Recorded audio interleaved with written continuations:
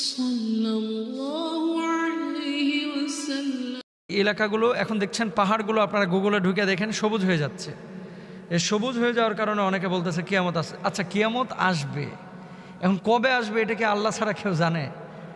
এখন কিয়ামতের অনেকগুলো আলামত আল্লাহ রাসূল সাল্লাল্লাহু আলাইহি ওয়াসাল্লাম বলেছেন। অনেক আলামত প্রকাশিত হয়েছে, অনেক আলামত এখনও বাকি আছে। ইমাম মাহদী এখনও আসে নাই, ঈসা আলাইহিস সালাতু ওয়াস সালাম আসে নাই, দাজ্জাল এখনও আসে নাই। মানে মানুষের ভিতরে একটা আতঙ্ক, ভয় অনেকে লাগাইয়া দেন যে আসলে কিয়ামতের আলোচনা করলেই বা আলামত নিয়ে আলোচনা করলে মানুষের কেন যেন মনে করে যে কালকেই মনে হয় কিয়ামত। না, কবে কিয়ামত হবে? ইয়াসআলুনাকা আনিস সাআতি আইয়ানা মুরসাহা কুল ইন্নামা ইলমুহা ইনদা রাব্বি। আল্লাহ রাসূল সাল্লাল্লাহু আলাইহি ওয়াসাল্লামকে জিজ্ঞেস করা হয়েছে কিয়ামত সংঘটিত হবে কবে। আল্লাহ রাসূল বলেন নাই, বলেছেন আল্লাহ জানেন যে কবে কিয়ামত সংঘটিত হবে, এটা আল্লাহ ছাড়া কেউ জানেন না। এবার আসেন, এই যে আরব উপদ্বীপ সবুজ হয়ে যাচ্ছে, এই সবুজের ব্যাপারে আল্লাহ রাসূল সাল্লাল্লাহু আলাইহি ওয়াসাল্লামের হাদিস কি? শুধু একটা হাদিস না, কয়েকটা হাদিসে আল্লাহ রাসূল বলেছেন। এক নম্বরে কি বলছেন? লা তাকুমুস সাআতু হাত্তা তাউদা আরদুল আরবি মুরুজা ওয়া আনহারা। ততক্ষণ পর্যন্ত কিয়ামত প্রতিষ্ঠিত হবে না যে পর্যন্ত না আরব উপদ্বীপ গাছপালা এবং নদী নালায় পূর্ণ হয়ে যাবে। তায়েফে কিন্তু প্রচুর ফসল হয় এখন, একসময় কিন্তু হতো না। মক্কা মদিনায় সবুজ হয়ে যাচ্ছে পাহাড়গুলো, একসময় এরকম ছিল না, হয়তো অনেক আগে ছিল। এখন আমরা দেখছি মাঝখানে হয়তো বা ছিল না, আবার আসছে, হয়তো বা আবার থাকবে না, এটা আল্লাহর ইশারা। তো ততক্ষণ পর্যন্ত কিয়ামত হবে না যতক্ষণ পর্যন্ত না আরব উপদ্বীপ সবুজ হবে, এটা হাদিস। রাসূল সাল্লাল্লাহু আলাইহি ওয়াসাল্লাম এটি বলেছেন, মুসলিমের হাদিস। এরপরে 2 নম্বর হাদিস কি বলছেন আল্লাহ রাসূল সাল্লাল্লাহু আলাইহি ওয়াসাল্লাম? দেখেন, লা তাকুমুস সাআতু হাত্তা ইউমতারান নাস মাতারা লা তুকিন্নু মিনহু বুয়ুতুল মাদারি ওয়ালা তুকিন্নু মিনহু ইল্লা বুয়ুতুশ শাআরি। ততদিন পর্যন্ত কিয়ামত ঘটবে না যতদিন না আকাশ থেকে প্রচুর বৃষ্টিপাত হবে, এতে মাটির তৈরি ঘরগুলো ভেঙে যাবে এবং পশমের ঘরগুলো রক্ষা পাবে। নরম ঘরগুলো ভেঙে যাবে বৃষ্টিপাতের কারণে, পশমের ঘর বা শক্ত ঘরগুলো, কনক্রিট নির্মিত ঘরগুলো, এই ঘরগুলো কি থাকবে? রক্ষিত থাকবে, এগুলো বৃষ্টিতে ভাঙবে না। ততদিন পর্যন্ত কিয়ামত হবে না। এখন আপনি বলেন, বিচ্ছিন্নভাবে বন্যা হচ্ছে কিন্তু সারা বিশ্বব্যাপী অবারিত এমন বৃষ্টিপাত হচ্ছে যে বৃষ্টিপাতের কারণে বিল্ডিং টিল্ডিং সব ম্যাসাকার করে ফেলছে। আবারও বলি, বিচ্ছিন্নভাবে বন্যা হচ্ছে কিন্তু গোটা দুনিয়াব্যাপী একযোগে এরকম বন্যা কিন্তু এখনও দেখা যায় নাই। তো কিয়ামতের আগে কবে হবে বা হয়ে গেছে কিনা এটা আল্লাহ ভালো জানে। বাংলাদেশেও তো বন্যা হয় প্রতি বছর, সিলেটে হয়, চিটাগাংয়ে হয়, রংপুরে হয়, দিনাজপুরে হয়। এখন এই বন্যাকে যদি টাইনা টুইনে নিয়ে এসে হাদিসের সাথে আপনি খালি ফিটিং করেন, রাবারের মতো টাইনা নিয়ে এসে এখানে ঢুকায় দিচ্ছেন আপনি, ওই বন্যা আর এই বন্যা এক জিনিস না ভাই। তো এগুলো নিয়ে আসলে এত ভাবনার কিছু নেই। এই হাদিসটা কোথায় আছে? এটা মুসনাদ আহমদের হাদিস, যেটা এখন বললাম 2 নম্বর। 3 নম্বর, মুসনাদ আহমদ আরেকটি হাদিস রয়েছে। হাদিসটি কি?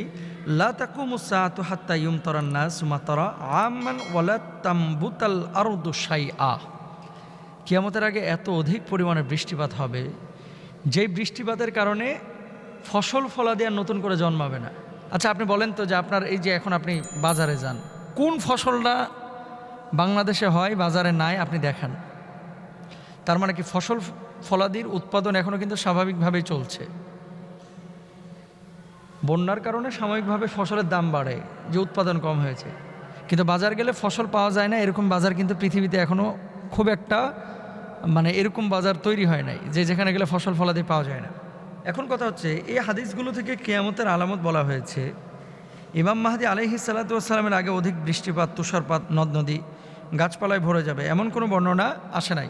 অনেকে আবার এই হাদিসগুলোকে নিয়ে যায় ইমাম মাহদী আলাইহিস সালাতু ওয়াস সালামের আগমনের সাথে ফিটিং করে দেয়। ভুল। আমি আবারও বলি, একটা জিনিস আপনারা ভুল বোঝেন। কিয়ামতের আলামত নিয়ে যদি আলোচনা করা হয় তার মানে এই না যে কালকে কিয়ামত হবে। মানুষের ভিতরে সচেতনতা তৈরি করার জন্য, মানুষের মধ্যে যেন ভুল মেসেজ না যায়, মানুষ যেন আতঙ্কিত না হয়ে যায়, এই জন্য এই কাজগুলো মানে আলামতগুলো আলোচনা হয়। 2000 সালে যখন আমি হিফজ পড়ি, 2000 সাল, তখন আমি হিফজ পড়ি, ছোট বাচ্চা, অতটা বুঝি না তখন, কোরআন হাদিস খালি কোরআন মুখস্থ করি, হাদিস টাদিস তো এত পড়ি নাই তখন।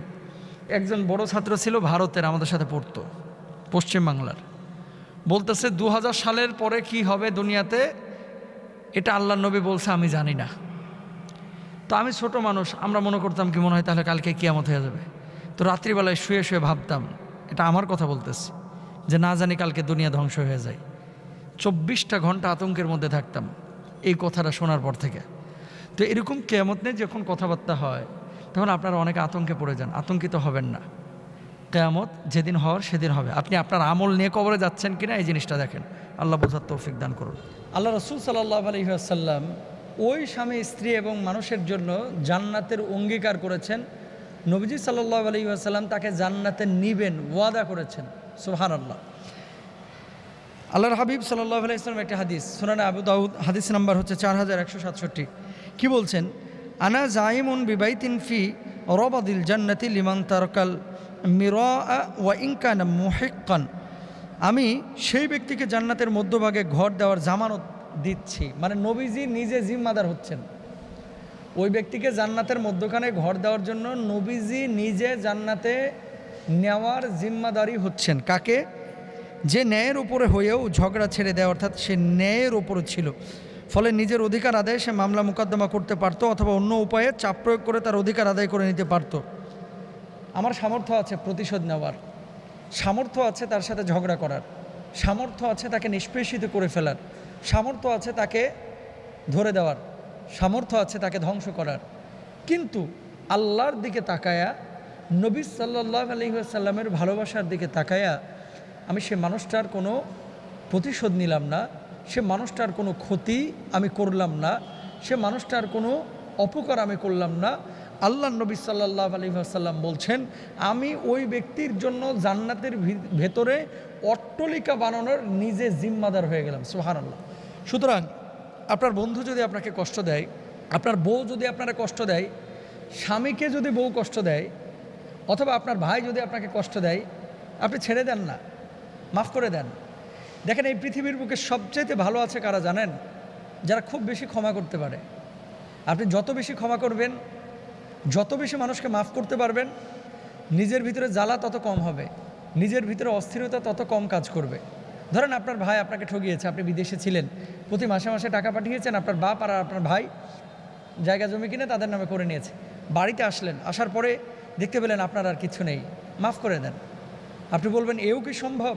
10 বছরের আয় উপার্জন সব কিছু আমার বাপ ভাই মেরে দিয়েছে, অথবা আমার পাশের মহল্লার অমুক ব্যক্তি মেরে দিয়েছে, হুজুর আমি কি ক্ষমা করতে পারবো? এটা কি সম্ভব? যদি আপনি ক্ষমা করেন, প্রতিদান তো আল্লাহ দিবেন। তবে হ্যাঁ, আপনাকে ঠগিয়ে যে মানুষগুলো মনে করে আমি জিতেছি, ওরা জিতে নাই, ওরা হারছে, কিন্তু এই হারার দৃশ্যটা এখন দেখছে না, আল্লাহ তারা ছেড়ে দেন না। কামা তাদিনু তুদানু, যেমনটা আপনি করেছেন তেমনটাই তারা ফিডব্যাক পাবে। রাসূল আকরাম সাল্লাল্লাহু আলাইহি ওয়াসাল্লাম তারপরে কি বলছেন? ঝগড়া বিবাদ হবে এই ভেবে সে নিজে ঝগড়া করলো না, এমন ব্যক্তির জন্য রাসূল আকরাম সাল্লাল্লাহু আলাইহি ওয়াসাল্লাম বলেছেন, আমি তাকে জান্নাতের মধ্যভাগে অট্টালিকা দেওয়ার জিম্মাদার। এটা কোনো সাধারণ ঘোষণা না। আল্লাহর হাবিব যদি কারো ব্যাপারে জিম্মাদার হন, একটা তো হচ্ছে নবীজি বলছে আমি শাফায়াত করব, আরেকটা হচ্ছে নবীজি বলছেন আমি আল্লাহর কাছে রিকোয়েস্ট করব, আল্লাহর কাছে বলবো কিয়ামতের ময়দানে সমস্ত মানুষ যখন বিপদের সম্মুখীন হবে, মানুষ যখন পানি পানি বলে চিৎকার করবে, মানুষ যখন বাঁচাও বাঁচাও বলে চিৎকার করবে, সমস্ত নবী আম্বিয়া আলাইহিমুসসালাতু ওয়াসসালাম যখন মানুষের থেকে মুখ ফিরিয়ে নেবে, ঠিক ওই মুহূর্তে আল্লাহ সুবহানাহু ওয়া তাআলা এই মানুষগুলোর জন্য জান্নাতের ফয়সালা করবেন। আল্লাহু আকবার।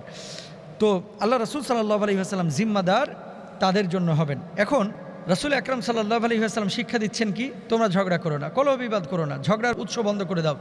দুইজনের মধ্যে মারামারি হলে বা ঝগড়া বিবাদ হলে অনেক সময় আমরা প্রতিপক্ষকে আরও কি করি, মানে তার ব্যাপারে উস্কে দিই, উল্টাপাল্টা বলে। এমনটা করবেন না। আল্লাহর হাবিব সাল্লাল্লাহু আলাইহি ওয়াসাল্লাম নিষেধ করেছেন।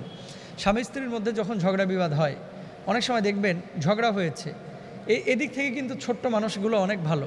ছোট মানুষগুলো যখন ঝগড়া বিবাদ করে, মারামারি করে, দেখেন স্কুলে ছোট বাচ্চারা যখন ক্লাস 5-এ অথবা 4-এ পড়ে, 3-তে পড়ে, 2-এ পড়ে, মারামারি করে।